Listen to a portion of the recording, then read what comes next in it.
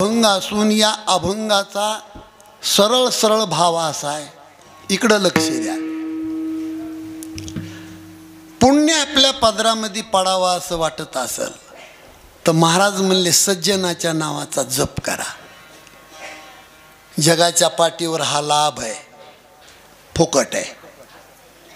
तुम्हाला सांगतोय मी असं नाही, मी स्वतः करतोय.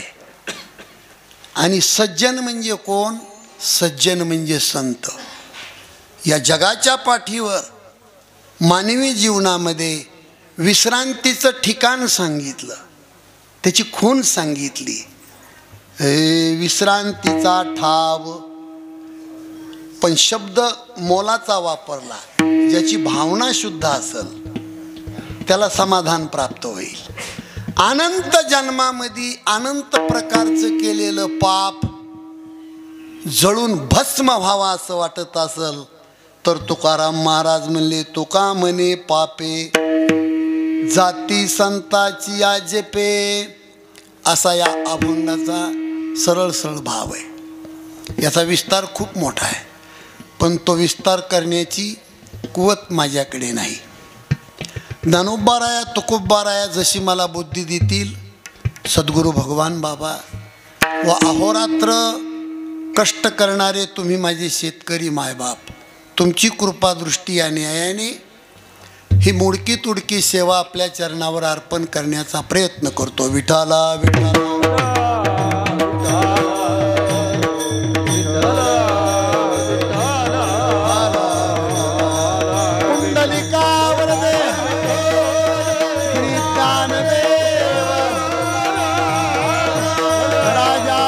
चंद्र भगवान उमापती महादेव पवन सुत हनुमान. झाला झाला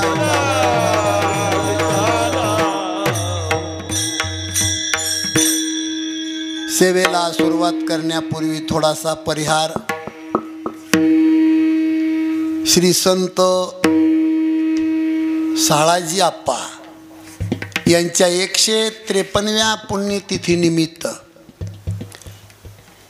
अखंड हरिनाम सप्ताह, ज्ञानेश्वरी पारायण आणि श्रीमद भागवत कथा असा गोड चाललेला या सोहळ्यामध्ये आजची ही 4थ्या दिवसाची कीर्तनरूपी सेवा सर्व गावकऱ्याच्या माध्यमातून. आता तसा परिचय माझा नाही, पण यूट्यूबवरून कीर्तन घेतलं जात आहे का नाही. आणि त्या माध्यमातून आदरणीय भागवतराव भताने यांनी या सेवेचा निमंत्रण मला दिलं आणि ते निमंत्रण स्वीकारून या ठिकाणी येण्याचा योग म्हणून तुम्हा शेतकरी मायबापांचं आजच्या या पवित्र प्रसंगी मला दर्शन घडते, हे माझं परम भाग्य. अभंगामध्ये महाराजांनी सांगितलं सज्जनाच्या नावाचा जप करा. पहिला मुद्दा आहे आपल्या समोर, सज्जन कोण. आता इथं मंदिरात जेवढी मंडळी बसली सगळ्याच्या कपाळाला अष्टगंध आहे, बऱ्याच मंडळीच्या गळ्यात माळी आहे, पंढरपूरची वारी चालू आहे. पण त्यामध्ये सज्जन निवडायचा कसा? कोण सज्जन? कुणाला म्हणावं सज्जन? सज्जन व्यक्ती जीवनामध्ये भेटणं इतकं दुर्लभ आहे. एकनाथ महाराजांनी त्याचे प्रमाण लिहून ठेवले.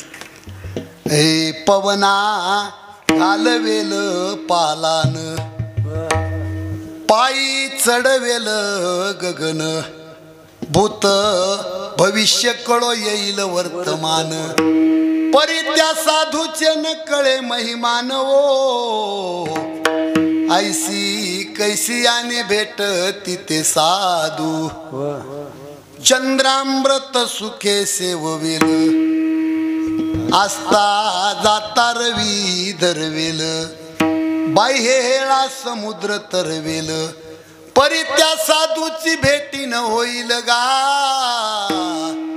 ऐसी कैसी आने भेट तिथे साधू. सूर्य उदयाला दशरथ राजाच्या महालाच्या समोर एक महात्मा येतो. 60,000 वर्ष लोखंडाचं पीठ खाऊन तपश्चर्या करणारे विश्वामित्र. आणि हे महालामध्ये राजाला कळालं आणि पळत आले आणि गुडघे टिकून त्या संताच्या चरणावर डोकं टेकवलं आणि डबडबल्या डोळ्यांनी विश्वामित्र म्हणतात, इकडं लक्ष द्या महाराज, मी तर पापी माणूस आहे.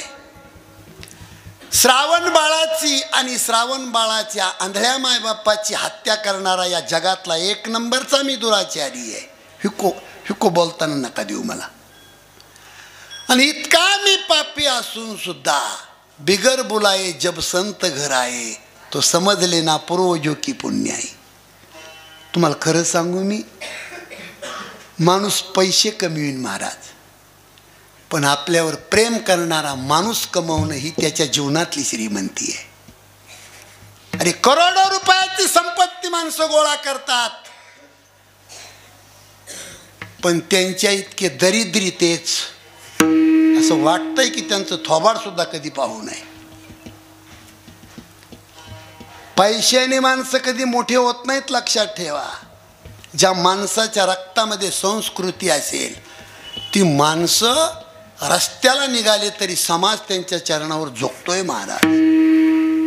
म्हणून माझी विनंती आहे तुम्हाला, मनुष्य जन्म हा मरण्यासाठी कधी नसतोय. जन्माला आलेल्या माणसाने मरायचं नसतंय कधी. याचा जिवंत दृष्टांत म्हणजे स्वर्गीय गोपीनाथराव मुंडे साहेब. सूर्य जोपर्यंत उगवतोय तोपर्यंत ही व्यक्ती जिवंत आहे. मरण नाही त्या माणसाला. त्याचं कारण मला सांगितलं भागवत भाऊनी की तेवढं मुंडे साहेबाचं म्हणा. केज आणि आंबेजोगाईच्या रोडवर दगड फोडणारी वडऱ्याची बाई होती आणि तिच्या मुलाचा MBBSला नंबर लागला, पण कॉलेजवर ॲडमिशन घेण्यासाठी 8 लाख रुपयाची गरज होती. आणि तिला कळालं की आंबेजोगाईकडून मुंडे साहेबाच्या गाड्या येतात. तुम्हाला इथून दिसलं, घडलेलं सांगतोय, रचलेलं नाही. नवरा मेलेला होता, कपाळाला कुंकू नव्हतं त्या बाईच्या, 4 ठिगळाचं लुगडं अंगावर होतं. बाई वडरेची होती. दगड फोडल्याशिवाय जीवन जगणं मुश्किल. पण बाप मेल्यावर होतकरू मुलगा मेहनत करतो आणि MBBSला नंबर लावतो. MBBSला नंबर लावणं सोपं आहे? सोपं आहे का महाराज? पण ॲडमिशन घ्यायला 8 लाख रुपये कुठून आणायचे? साहेबाच्या गाडीला वडरेची बाई हात करते. साहेबांनी गाडी थांबवायला लावली आणि आम्हाला सर्वांना माहीत आहे साहेबाचं चलणं कसं, बोलणं कसं, जगणं कसं. जाळीतून वाघ कसा बाहेर येतो महाराज, तसे साहेब गाडीतून खाली उतरले आणि जाऊन वडऱ्याच्या बाईच्या पायाला हात लावला साहेबांनी. बाई, एवढा मोठा माणूस ज्या वेळेला पायावर झुकतोय त्यावेळेला ती बाई लहान होऊन मागं सरकते. नको साहेब, नको नको साहेब, आणि फुंदू फुंदू रडते.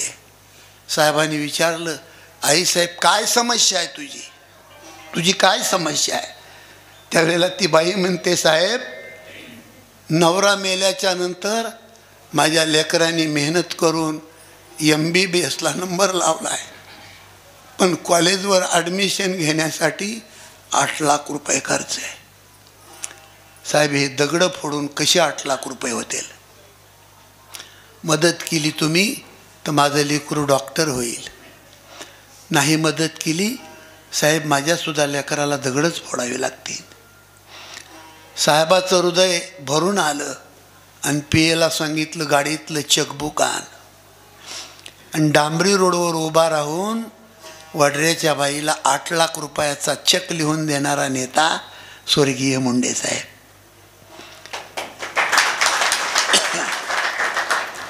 लोकमतला लेख पाठवला होता त्या बाईनं.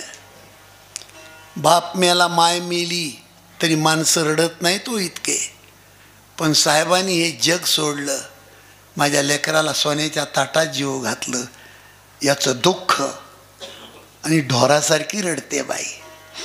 म्हणून मी हे कशामुळं सांगत बसलो, या माणसाला मरण आहे का महाराज? मनुष्य जन्म हा मरण्यासाठी नसतोय. म्हणून गोड क्लिप बनवली साहेबाची आम्ही. शेतकऱ्याच्या हितासाठी संघर्ष करुनी जीवनात, वाघासारिका झुंजला, जास्त विकू नको, परळीचा गोपीनाथ. दिल्लीच्या दरबारी आवाज घुमतो नाथाचा, मोडणार पण वाकणार नाही भक्त भगवान बाबाचा. शेतकऱ्यासाठी जगला परळीचा गोपीनाथ, नाही देवाला राहावलं घेऊन गेले वैकुंठात. छोटीशी क्लिप तयार केली, पण उभ्या महाराष्ट्रात वाजते ती. आणि ही क्लिप ऐकूनच ते भागवत भाऊ म्हणले तुमचं कीर्तन घेतलं, म्हणून तेवढी म्हणा. हे म्हणण्यासाठी मुद्दाम मी सांगत नाही, पण मनुष्य जन्म हा मरण्यासाठी कधी नसतो महाराज. सद्गुरू भगवान बाबाच्या जीवनामध्ये गंगा नावाची एक घोडी भेटली. घोडी बाबावर प्रेम करत होती. त्या घोडीची सुद्धा भगवान गडावर समाधी आहे. त्या घोडीला सुद्धा मरण नाही महाराज. अहो, जी माणसं घरापुरतं जीवन जगतात, जी माणसं स्वतःपुरतं जीवन जगतात, ती माणसं कधीच मेलेली असतात. जिवंत असून मरण असं जीवन जगणं हे माणसाचं कर्तव्य नाही. अनेक तुम्हाला पुरावे देता येतील, अनेक.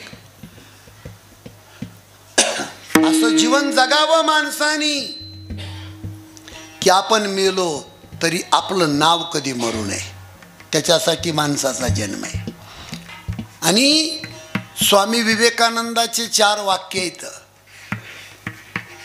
शारीरिक बल, बौद्धिक बल, आध्यात्मिक बल आणि नैतिक बल. या 4 गोष्टींनी माणसाची उंची आकाशा इतकी उंच होते. माझ्या कीर्तनावर लक्ष आहे का तुमचं? माणसाकडे शरीर संपत्ता असावी, फक्त माझ्या इतकी नसावी. माझं पोट तुम्ही झिपू शकत नाहीत. उगा हे म्हशीचे शिंग म्हशीला जड नसते. विठाला विठाला.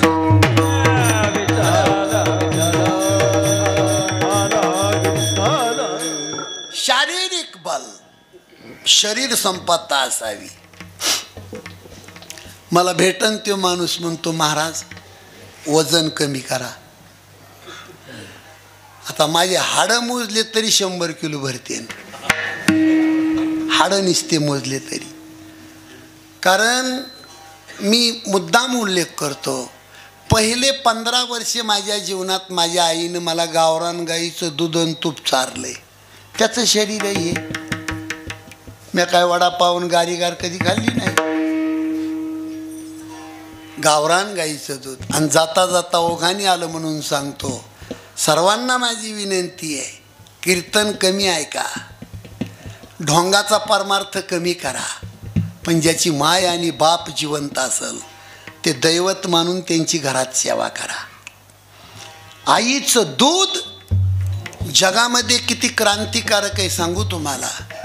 माणसाच्या शरीरात हाड तयार होतंय ते आईचं ओरिजिनल दूध आहे. जगातलं ओरिजिनल कॅल्शियम जर कोणतं असेल तर आईच्या स्थानातलं आपण 2 वर्ष दूध पिलोय. ओरिजिनल कॅल्शियम आहे. ही बिल्डिंग बांधायला त्यात लोखंडाच्या सळ्या आहेत. तसं माणसाच्या बिल्डिंगमध्ये दुधानं तयार झालेली जी सळई आहे, हाडं. आणि एक सांगू तुम्हाला, माणूस 70, 80, 100 वर्षाचा मेला की त्याला सरपणात जाळतो आपण. तुमच्याकडे कशात जाळते? 5 क्विंटल सरपानामध्ये लोखंड त्याच्यावर ठेवून पहा, त्याचं पाणी होत आहे. पण इमानदारीने सांगा, हजारो लोकांच्या राखा भरल्या आपण, हाड जळतंय? तुम्ही कधीतरी एकांतात बसून डोकं लावलं का आतापर्यंत? हाड का जळत नाही?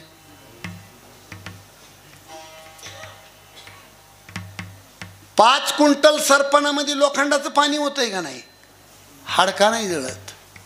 जगात एकच उत्तर आहे त्याचं महाराज, ते आईचं दूध आहे. अग्नीसारखी जगातली महाशक्ती सुद्धा आईच्या दुधाला जाळू शकत नाही, हेच त्याचं उत्तर आहे. विठाला विठाला.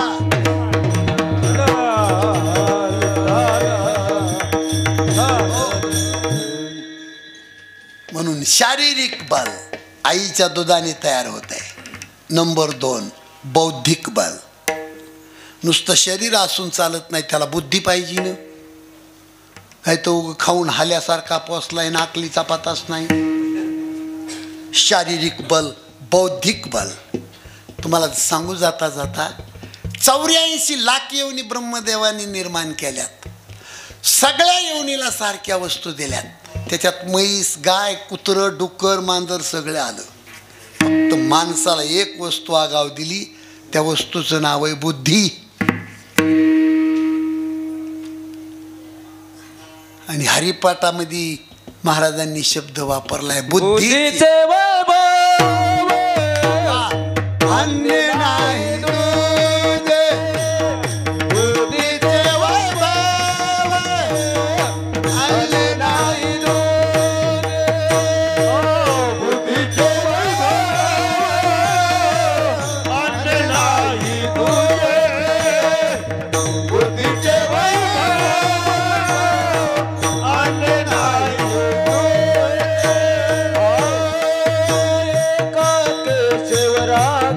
सकल सिद्धी एका केशवराज सकल सिद्धी. हरिमुखे मन, हरिमुखे मन, हरिमुखे मन, हरिमुखे मन. एका केशवराज सकल सिद्धी.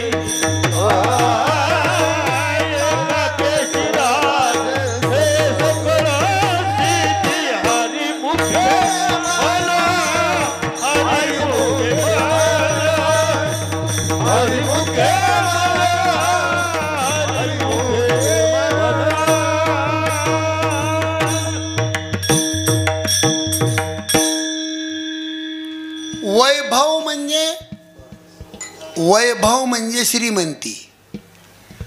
हो, बुद्धीचे वैभव. बुद्धिमान माणूस, माझ्याकडे लक्ष द्या तुम्ही.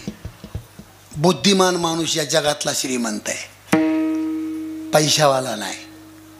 आणि जगामध्ये मंदिर बुद्धिमान माणसाचे बांधले गेले, पैशावाल्याचे नाही. म्हणून शारीरिक बल, बौद्धिक बल. नंबर 3, आध्यात्मिक बल. स्वतःच्या शरीरामध्ये एक क्रांतिकारक शक्ती आहे, त्याचं संशोधन करणं प्रत्येक माणसाचं कर्तव्य आहे. थोडक्यात सांगू तुम्हाला, माझी विनंती आहे, माणसाने दुसऱ्याला पाहण्यापेक्षा स्वतःला पाहायचं शिकावं. वामनराव पैचं एक वाक्य आहे, तूच आहेस तुझ्या जीवनाचा शिल्पकार. दुसऱ्याला पाहिल्याच्या नंतर दुःख आहे आणि स्वतःला पाहिल्याच्या नंतर सुख आहे. उलटी नजर करून आमच्या ज्ञानोबारायांनी मदालसामध्ये खूप सुंदर लिहिले. उपजत रंगणारे पुत्रा जावे पावना.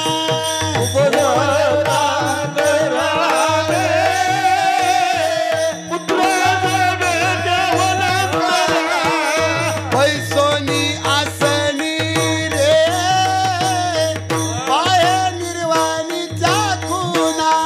पैसोनी आसनी रे पाय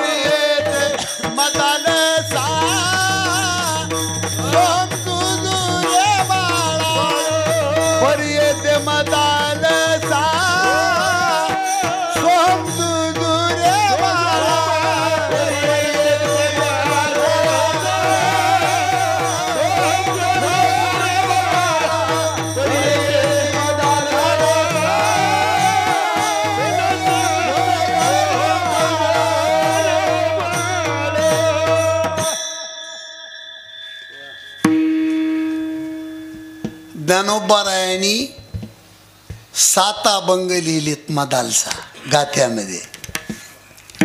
आणि 7 अभंगामध्ये फक्त आईनं मुलाला काय शिकवावं एवढंच त्या अभंगामध्ये लिहिलंय. आईने मुलाला काय शिकवावं. पण दुर्दैवाची गोष्ट, एकाही बाईने ते अभंग अजून वाचले नाही.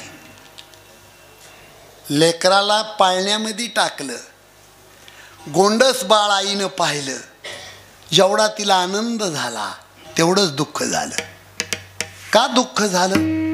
बाळा, काय गोंडस जन्म घातला देवानी तुला, खूप सजवलं आईनं त्याला, काय सुंदर दिसतोस बाळा तू.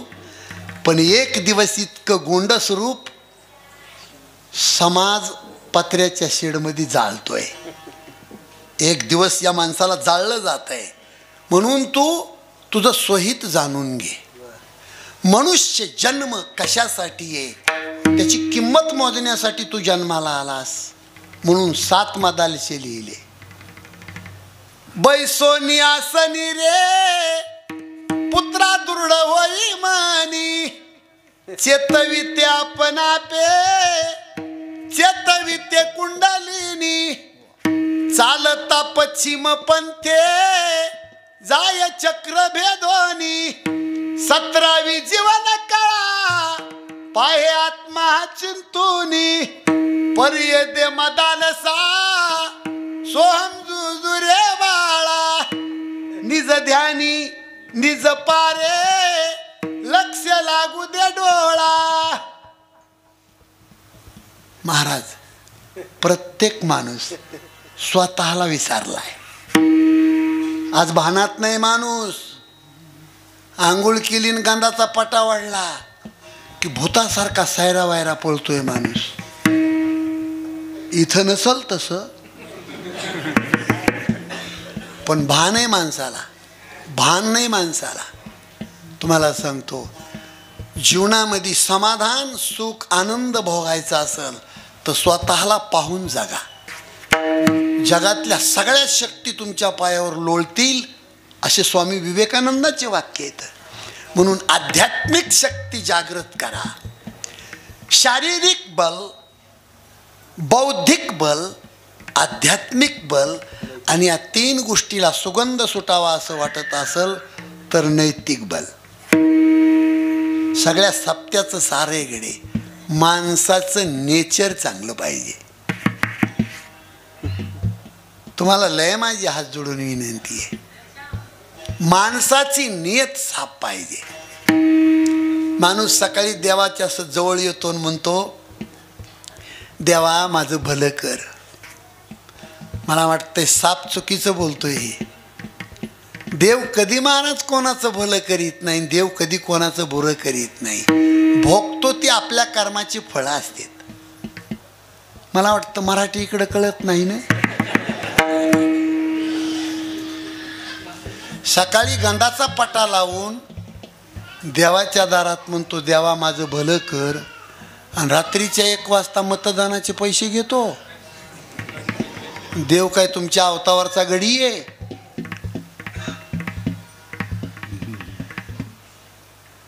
देवा माझं भलं कर म्हणणाऱ्या माणसाला माझी विनंती आहे, 12 वर्ष द्रौपदीची करंगळी देवाच्या बोटामध्ये होती, वनवास का नाही टाळला?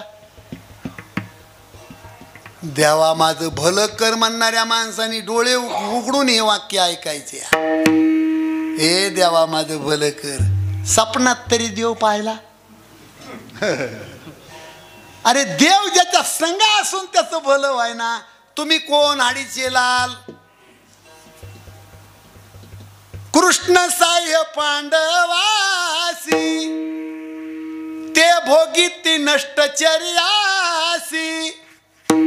साह्य केले हरिहरासी, प्रारब्ध कोणासी टळेना, ऐसी प्रारब्धाची ठेव, झाले भिक्षुक पांडव, राज्य घोडे भाग्य सर्व, सांडियाला ठाव प्रारब्धे, ऐसी प्रारब्धा प्रारब्धाची ठेव हरिचंद्र तारामती गोरवनांतर भोगीती नळराजा पुरुषार्थी तयाच्या विपत्ती प्रारब्धे ऐसी प्रारब्धाची ठेव काम बुद्धीचे हे सुख वासनेनं बिघडलेले माणसं वासनेने बिघडलेले माणसं नामदेव महाराज म्हणले मूर्ख आहेत ते काम बुद्धीचे हे सुख ऐसे मानिती ते मूर्ख चंद्राशी लागला कलंक इंद्राशी दुःख प्रारब्धे ऐशी प्रारब्धाची ठेव नामदेव महाराजाचा अभंग आहे त्याचा 4था हिस्सा बी झाला नाही अजून मोठ्या मोठ्या लोकांची कशी वाट लागली ते त्याच्यामध्ये लिहिले आपण कोण्या झाडाचा पाला विठाला विठाला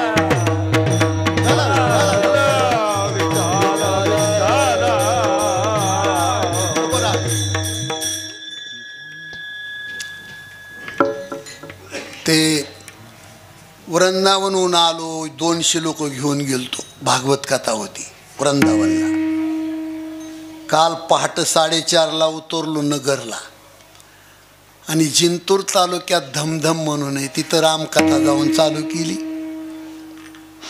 त्याच्यामुळे ते तिकडलं पाणी लय गारवा आहे तिकडं 5 फुटावरचं माणूस दिसत नाही त्याचा परिणाम थोडा खोकला येतोय एक माणूस भेटला आज मला खोकल्याचं औषध सांगत होता थोडीशी हातभट्टी घ्या म्हणला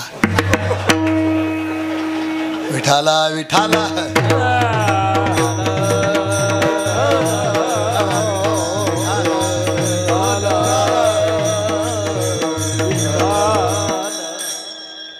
माणसाची नियत चांगली असावा तुम्हाला माझी विनंती आहे आयुष्यात माणसाने कोणाला विचारू नये माझं कसं होईल म्हणून त्याचं जगात एकच उत्तर आहे महाराज जशी तुझी नियत असेल तसं तुझं होईल उत्तर नाही जगात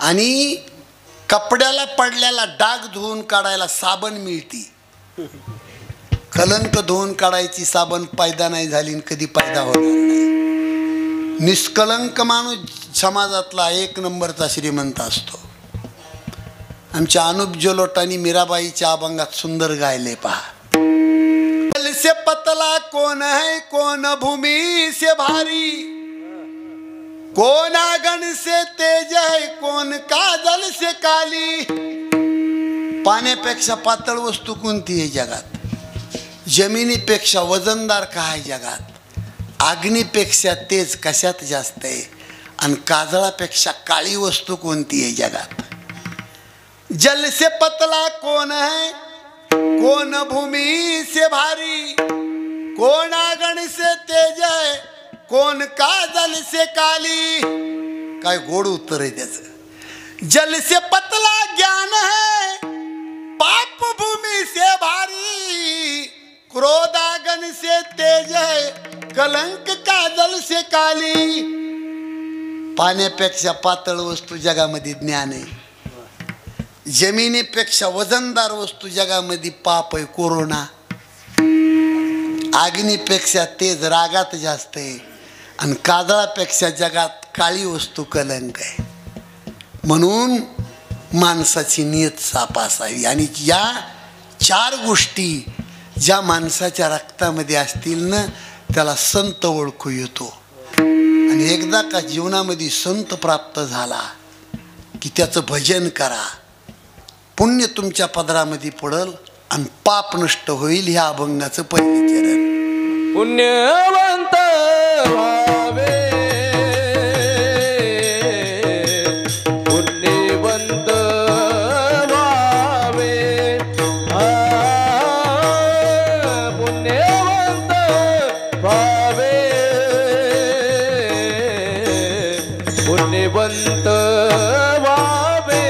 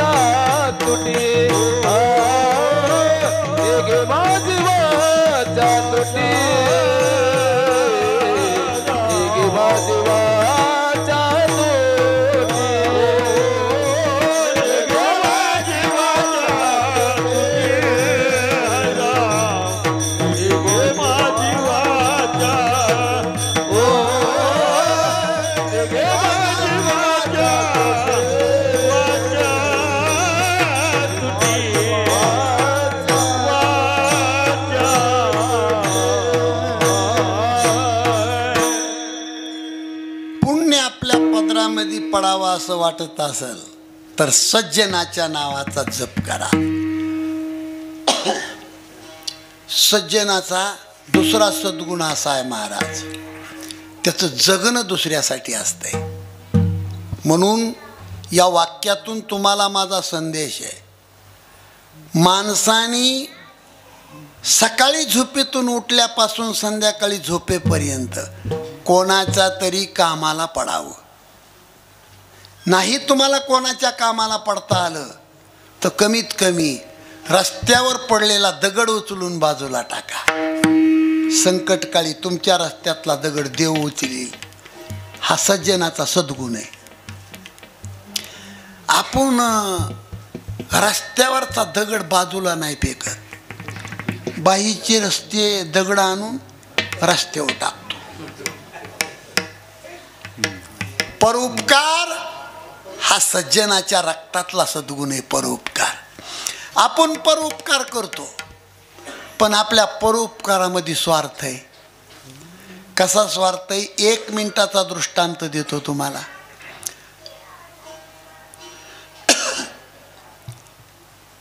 मुंबईच्या मारवाड्याची टाटा सफारी गाडी पावसाळ्याच्या दिवसात पुणे भागात कच्च्या रस्त्याला आली आणि चिखलात फसली. 2-4 मारवाडी खाली उतरले गाडी ढकलायला. आता मारवाड्याला गाडी ढकलती होय, बसा.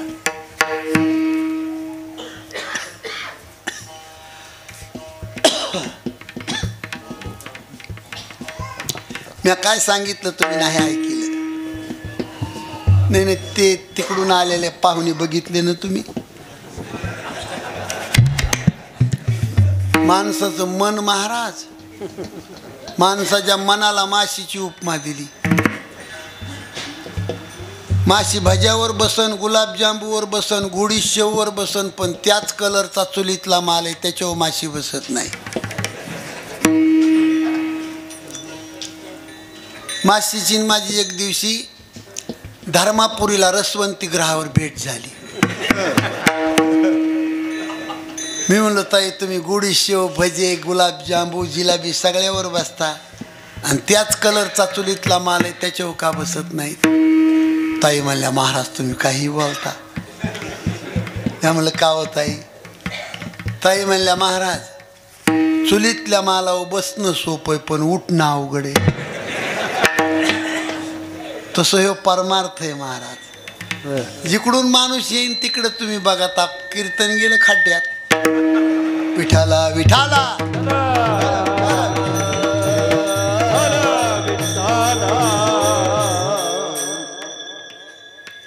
मुंबईच्या मारवाड्याची टाटा सफारी गाडी पावसाळ्याच्या दिवसात पुणे भागामध्ये कच्च्या रस्त्याला चिखलात फसली.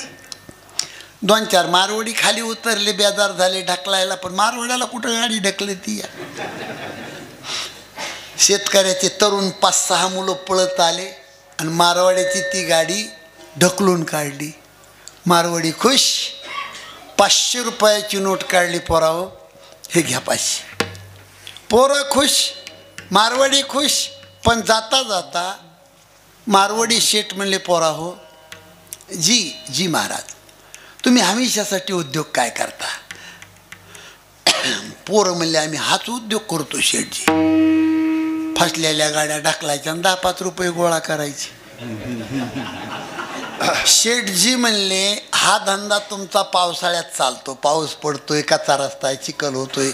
उन्हाळ्यात काय करता? म्हणले आम्ही याला वाळूनच देत नाही, वाळायचा वाण दिसला की पाणी सोडतो.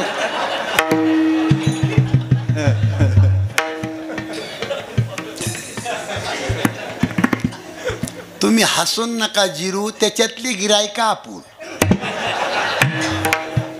पाणी सोडून चिखल करणे, गाडी फसवून ढकलणे, 500 घेणे. आता हे काय परोपकार आहे का? नाही, परोपकार नाही. सोडा तरी परोपकार, सोडा तरी परोपकार, सोडा तरी परोपकार, सोडा तरी परोपकार. तुका म्हणे पाय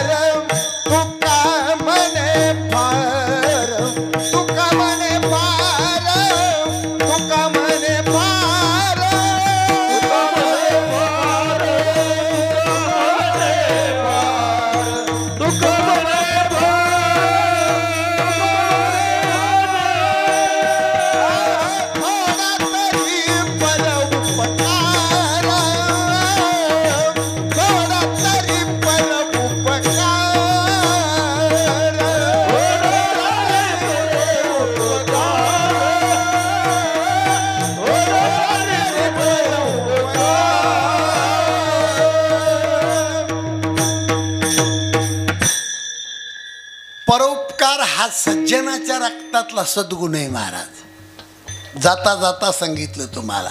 म्हणून मनुष्य जन्म परोपकारासाठी आहे. परोपकार म्हणजे पुण्य, परोपकार म्हणजे पुण्य आणि परपीडा म्हणजे पाप. नाही एखाद्याच्या चरणावर फूल वाहता आलं तर वाहू नका, पण स्वतःच्या स्वार्थापोटी एखाद्या गरीबाच्या रस्त्यात काठी टाकू नका. आणि एक लक्षात ठेवा, ते काटे आपल्याच पायात मोडत असते हे कधीच विसरू नका. ए भला किसी का कर न सके तो बुरा किसी का मत करना, पुष्प नहीं बन सकते तो तुम काटे बन कर मत रहना. बन न सके भगवान अगर तुम कम से कम इंसान बनो, नहीं कभी शैतान बनो, नहीं कभी हैवान बनो. भला किसी का कर न सके तो बुरा किसी का मत करना, पुष्प नहीं बन सकते तो तुम काटे बन कर मत रहना. घर न किसी का बसा सके तो झोपड़ियां न जला देना, दीपक बनकर जल न सके तो अंधियारा भी मत करना. भला किसी का कर न सके तो बुरा किसी का मत करना, पुष्प नहीं बन सकते तो तुम काटे बन कर मत रहना. सज्जनाच्या नावाचं भजन करा. बर महाराज, नेमकं आपण काय करतो? सज्जनाच्या नावाचं भजन नाही करीत आपण. गावामध्ये सगळ्यात जास्त पाप करणारा माणूस आहे का, त्याचं भजन करतो. भाकरी खातो आपण घरच्या, आणि चवाट्यावर चार चौघ बसले की वारकाचा उकांडा उकारलाच. मला वाटतं मराठी कळत नाही काय की इकडे.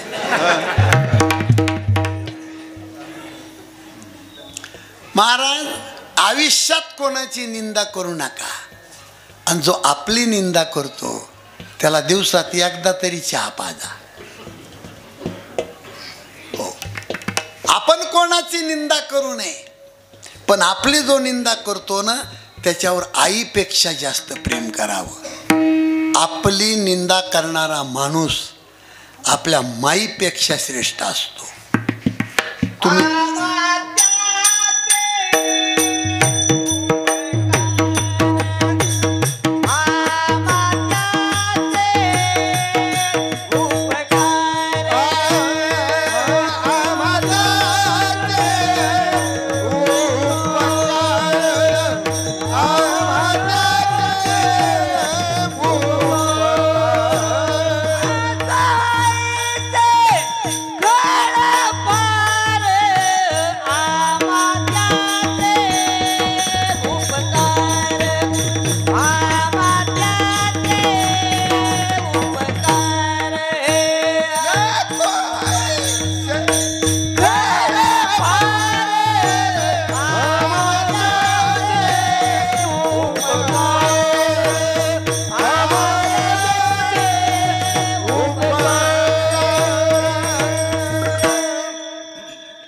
आपली निंदा करणारा माणूस तो आपल्यावर उपकार करतोय.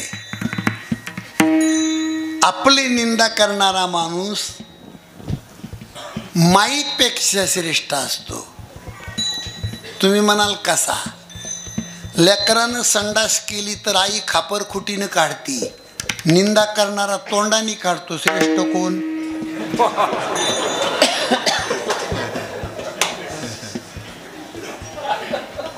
म्हणून निंदकाचे घर असं. आणि जर नसलं तर सप्त्यातली वर्गणी उरली तर त्याला बांधून द्या. विठाला विठाला.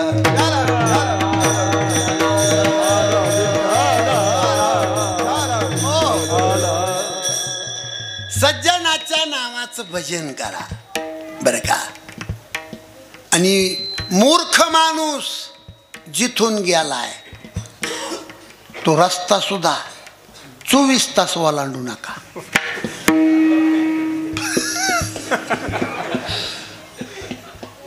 कारण चाणक्य नीती शिकवती, सापाच्या दातामध्ये विष आहे, माशीच्या मस्तकात विष आहे, विंच्याच्या नांगीत विष आहे, मूर्ख माणसाच्या सगळ्या रक्तात विष आहे.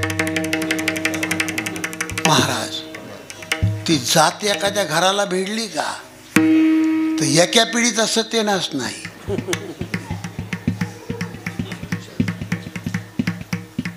आमच्या गावामध्ये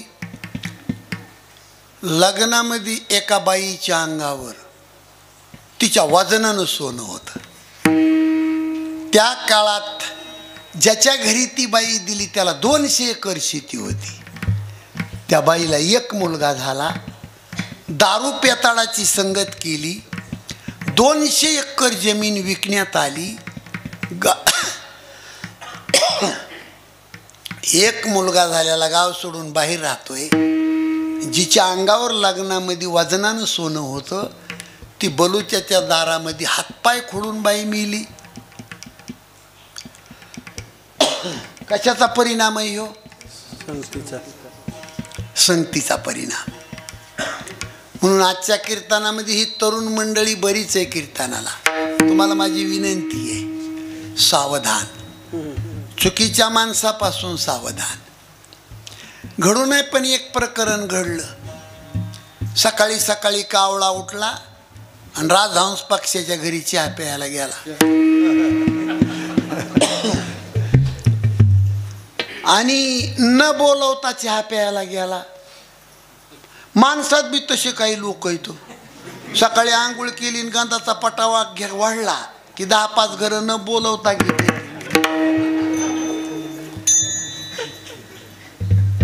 हिंदी मध्ये एक अशी म्हण आहे, जिस घर पर आदर मान नहीं उस घर पर जाना ना चाहिए.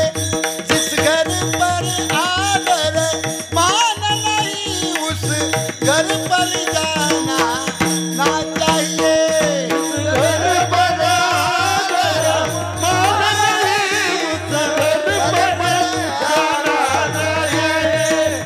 उस घर पर आदर मान नहीं उस घर पर जाना ना चाहिए. लड़का कितना भी प्यारा हो उसे सिर पर बिठाना ना चाहिए. जिस घर पर आदर मान नहीं उस घर पर जाना ना चाहिए. चाहे लड़की कितनी भी प्यारी हो उसे घर घर घुमाना ना चाहिए.